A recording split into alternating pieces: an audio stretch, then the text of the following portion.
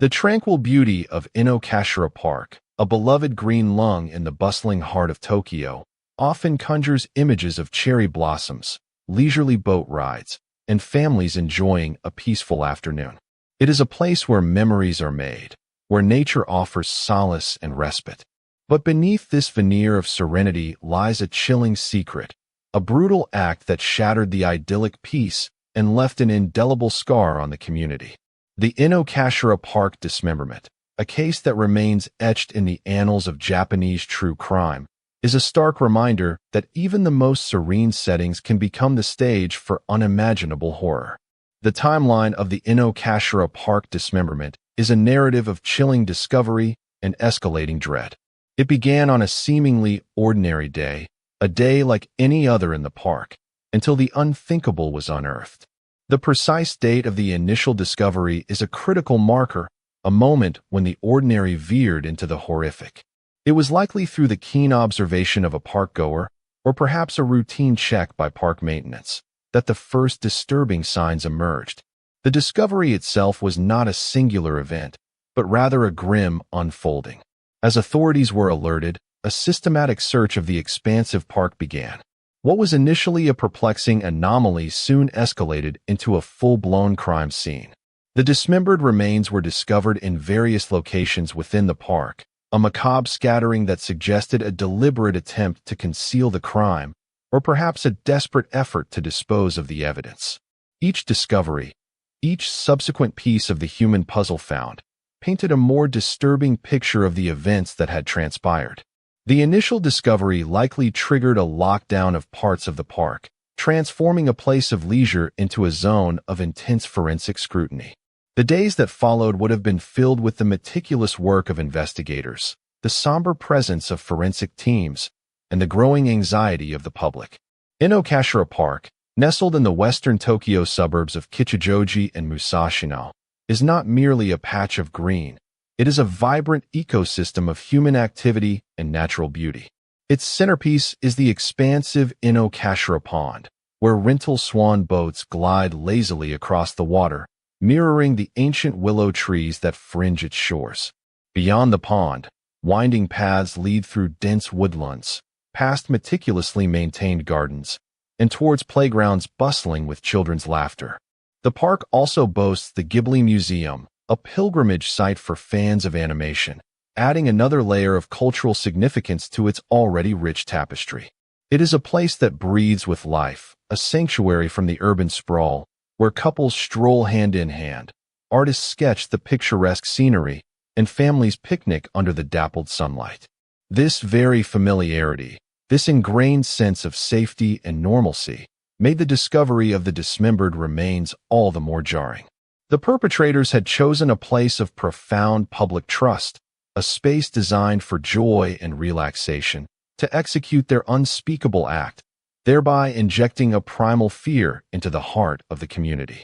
The sheer audacity of such a crime in such a public and cherished space amplified the horror, making it a deeply personal violation for the residents who frequented its paths and benches.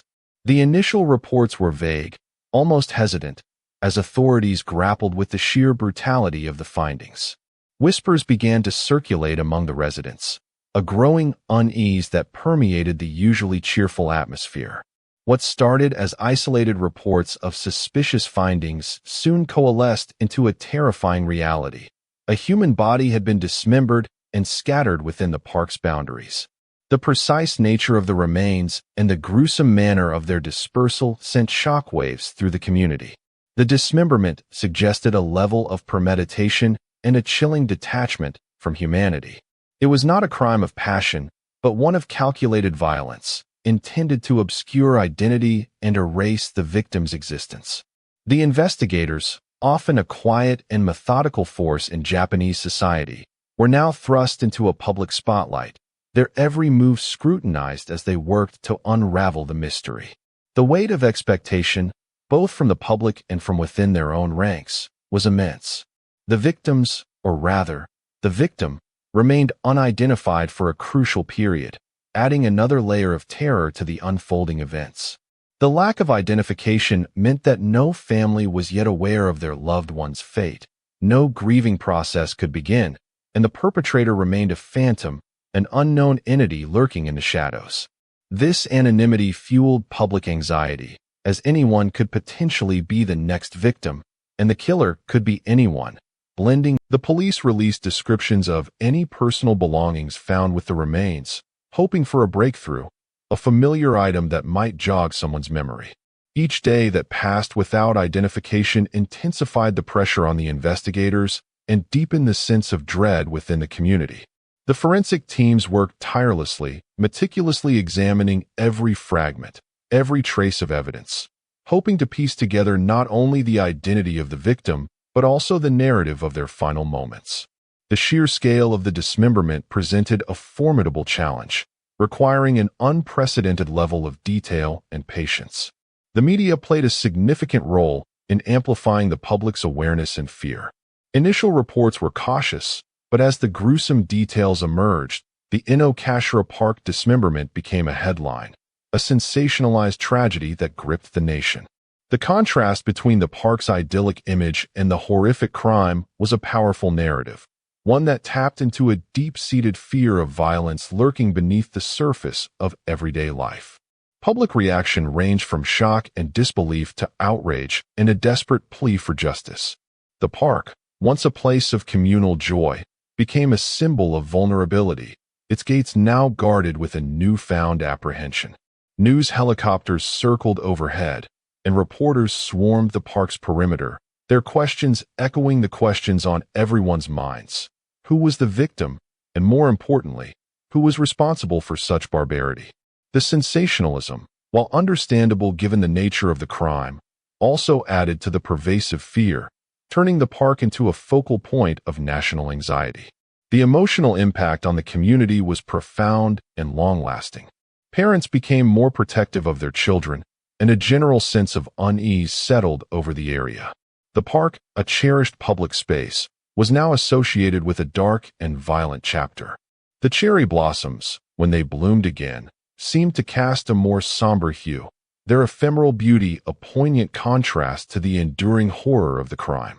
The laughter of children playing in the park was now tinged with a subtle undercurrent of fear, a constant reminder of what had transpired. Local businesses, once thriving on the park's constant flow of visitors, experienced a noticeable downturn as people hesitated to return to the scene of such a gruesome event. The very fabric of daily life in the surrounding neighborhoods felt subtly altered, a shadow cast over familiar routines. The lack of immediate identification of the victim meant that the narrative remained incomplete, a chilling mystery that fueled speculation and fear. The police were under immense pressure to solve the case, to bring closure to the victim's family, and to apprehend the perpetrator before they could strike again. Every suspicious individual, every unusual occurrence in the park, became a focal point of intense scrutiny. The meticulous work of forensic science, the painstaking interviews, and the constant sifting through mountains of data were all part of the relentless pursuit of truth. The emotional weight of such a case, the constant exposure to the darkest aspects of human nature, can be overwhelming for those involved. Yet, the investigators pressed on, driven by a sense of duty and a desire to restore a semblance of peace to the community. The Inokashira Park dismemberment serves as a grim testament to the fact that evil can manifest in the most unexpected places, shattering the illusion of safety and forcing us to confront the unsettling reality that darkness can lurk even in the most serene of settings. The scars left by this brutal act run deep, a permanent reminder of the day tranquility was violently disrupted, and the question of why continues to echo through the rustling leaves of Inokashira Park. The enduring nature of this unanswered question, the lingering possibility of the perpetrator still being at large, only serves to underscore the profound and lasting impact of this horrific crime.